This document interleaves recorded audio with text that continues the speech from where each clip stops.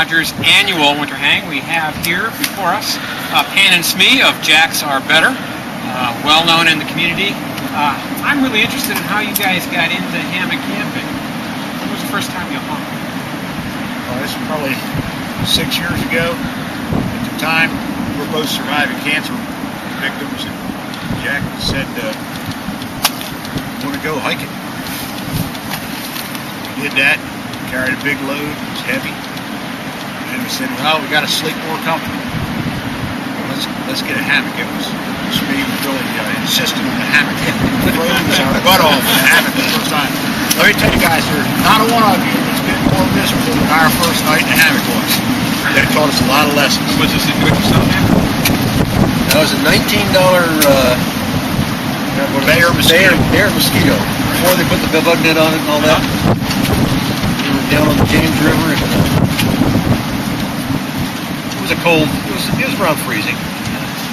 You should have seen the gyrations the Pan went through with pads down his pants and trying to in his sleeping bag, and boy, it was not my most glorious moment. Right, so I got to know who had the revelation. Let's have a sleeping bag underneath. Well, it's a funny story. We went through about 18 different pad combinations and almost 750 miles of hiking, one or the other of us, with different pads before the quilt was born. We just didn't want to go through the effort. And we made the first quilts on Jack's kitchen floor. And why don't you tell them that first night? Well, we took these first prototype nests. We'd actually put the sled in it, primarily following directions we'd seen off the internet, modified to put the sled in. And it was around freezing temperatures down on the James River again. Sleet, freezing rain that night. And we went to bed, I don't know, about 8 o'clock, chatted for an hour or so, and nodded off to sleep, and woke up 8 hours later. No pee breaks, no nothing. I mean, it was just the most wonderful night of sleep we'd ever had in a hammock. Eureka, we have found it. We found the answer. So, then we sort of said, geez, maybe we should tell some people. We said, well, maybe we ought to make some and see if anybody else likes them. So we put a few bucks in a hat together, and we had enough money to make 8 quilts, and we were going to take them to trail days. And the word leaked out. I think we told Medicine Man, and he squirreled it away someplace. And they were all sold before we got to trail days the first year. We kept the last 2 for demos, took a few orders, and the rest has been kind of historic in a way. So are you guys doing the sewing still, or you hire that out? No, 2 guys in a sewing machine went south about a year after we got started. The demand was too good for 2 guys to do. There's a half a dozen employees and independent contractors in Eastern Virginia that are the predominant quilt source, and there's a U.S. manufacturer that does all of our flatware, like the tarps and the compression sacks and the gear hammock pack covers, etc.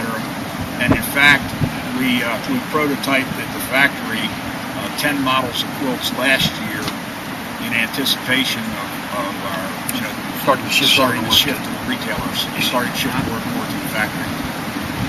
So tell us, have there been any ideas that have popped up on Hammock Forums that have influenced your designs and your products and your services? Yeah, the forum's an active place, and in fact, when it was a forum on White Blaze, those were the early days of what worked and what didn't work, and we were very active there too. The tri-glides that we use on the hammock straps now, so you don't have to tie a knot or anything like that, are our particular idea. We found that it would work with plastic that didn't like to flex, while everybody else was examining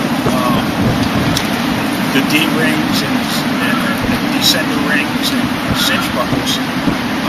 And we're just into the simpler and lighter and no moving parts, etc. So that's why we went to the tri-glide route. Going back a step further than that, the No Sniveler really was born on the forum at White Blaze. Yeah. We just put out a post, what would you guys like to see in a quilt? And Sergeant Rock's idea that the head hole in the quilt that he could wear as a poncho. Hence the name. Hence the name, No Sniveler. Right. Gear hammock pack covers.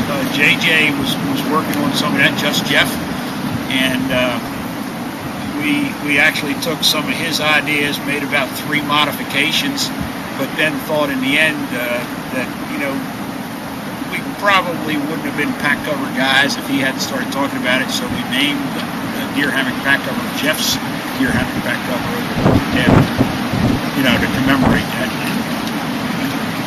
So what's the future for hammocking, do you think? What's the future for Jackson hammocking? Probably hammocking, we think, has grown every year. We've seen, you know, from a trickle of orders to hundreds of orders, approaching thousands of orders. So it's going to grow. And because of Ed Spear's pioneering work, because of our underquilts, because of the dams now coming into production that didn't exist 6 or 7 years ago, you can use the hammock 4 seasons, as this weekend is evident. With that, it becomes a viable alternative means of camping. I think the work on the larger tarps has made progress. You know, 5 years ago, everything was smaller and lighter, and then the larger tarps came around, making, again, winter camping much more viable. The Spear winter tarp, the big 11 by 10 tarp, the hammock hut, all those things make it viable. You know, it's kind of curious that now we're kind of also going back to the lightweight things again with the spinnakers and the... I was going to ask about that. Spintex in your future, maybe? Well, you know, we use Spintex, and we actually experienced drip-through on Spintex with a flat rig and a puddle before. Huh. So we decided it had about the same overall properties in terms of waterproofness as Silnile, although it didn't stretch. You can compensate the stretch very easy with the various line tensioners that people make themselves, or the self-tensioning lines. And going to Spintex is maybe 50% increase in cost. And so it doesn't, you know, market point's going to be... Becomes a cost effective. Yeah, well, that's one thing I've always been struck by you guys. You're in the market. And so you have to balance all these things. So that makes a lot of sense. So this kind of thing is a niche thing. Cuban just goes off the goes off the scale of pricing. You know, at $18-20 a yard, it's only for the bleeding edge. And while you might own the bleeding edge lightest this year, somebody will build a better mousetrap next year.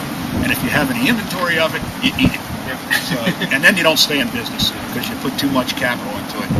So we're trying to approach the ultralight market, multiple use to every item that we make, and good serviceability, good durability, and still be a good 80 to 100 bucks below those guys that are doing custom work or something.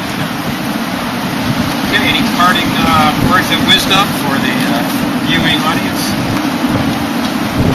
You know, we only got 40-some people up there this winter for the camp out, and I don't see any reason not to be at 80 or 120. Lots more trees. Lots more trees. We're developing new areas all around.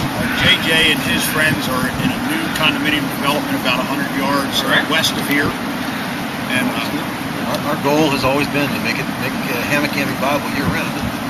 We're beginning to achieve that goal. So the more people we can get into it, the better off people will be. It's a more comfortable way to camp.